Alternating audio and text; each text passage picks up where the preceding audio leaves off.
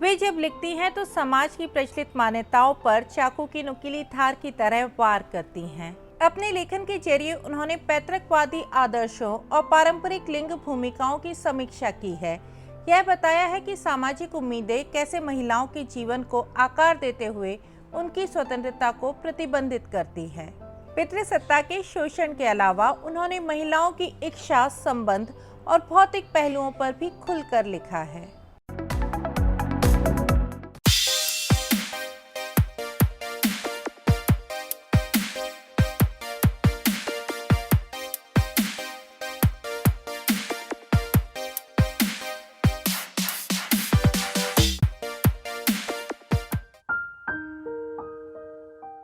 नमस्कार, मैं श्रुति अग्रवाल। औरतनामा में आज हम बात कर रहे हैं एनी एर्नो की।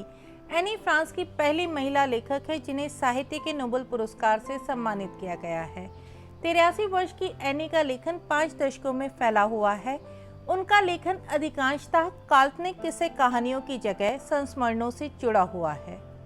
इसकी शुरुआत उन्होंने 3 आत्मकथात्मक उपन्यासों क्लीन्ड आउट, व्हाट दे से गोज और द फ्रोजन वुमेन से की थी।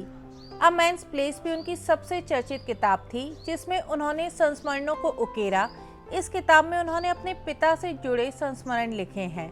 किताब के कई अंशों में वे और उनकी माँ भी शामिल हैं, जिसमें वे बताती हैं कि पितृसत्ता किस तरह दबे पांव आपके आसपास पसरी होती है। उनकी किताब द ईयर्स में 1940 में उनके जन्म के समय से लेकर 2007 तक के फ्रांस का सामाजिक और सांस्कृतिक इतिहास इसकी किस्सागोई है।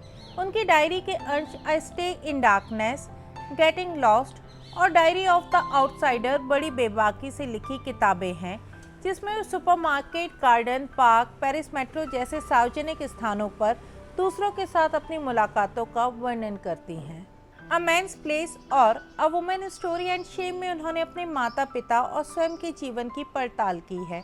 अपने जिए हुए पलों को पलट पलट कर देखा है, उस समय के सामाजिक परिवेश को जीवंत किया है। देखा जाए तो एनी ने अपनी आत्मकथात्मक शैली में कथा के कई नए रूप गढ़े हैं। जैसे अपनी बेहद लोकप्रिय किताब द ईयर्स में उन्होंने एक नया प्रयोग किया, तीसरे व्यक्ति के तौर पर अपना जिक्र करना और अपने इस चरित्र को मैं की जगह वह कहकर संबोधित करना। एनी के लेखन संसार में न केवल उनके अपने स्वयं और माता पिता के अनुभव शामिल हैं, बल्कि उनकी पीढ़ी, महिलाओं और गुमनाम और फूले बिसरे लोगों के भी सच्चे किस्से शामिल हैं। अपनी रचनाओं को उकेरते हुए वे सामाजिक, राजनीतिक और सांस्कृतिक संदर्भों का पूरा ख्याल रखती हैं, लेकिन लिखती पूरी बेबाकी से हैं। भले ही इस बेबाकी से समाज के मुखौटे को कितनी भी चोट पहुंचे, उन्होंने हमेशा बिना किसी दबाव के अपना लेखन किया और उम्र के इस पड़ाव पर आज भी कर रही हैं।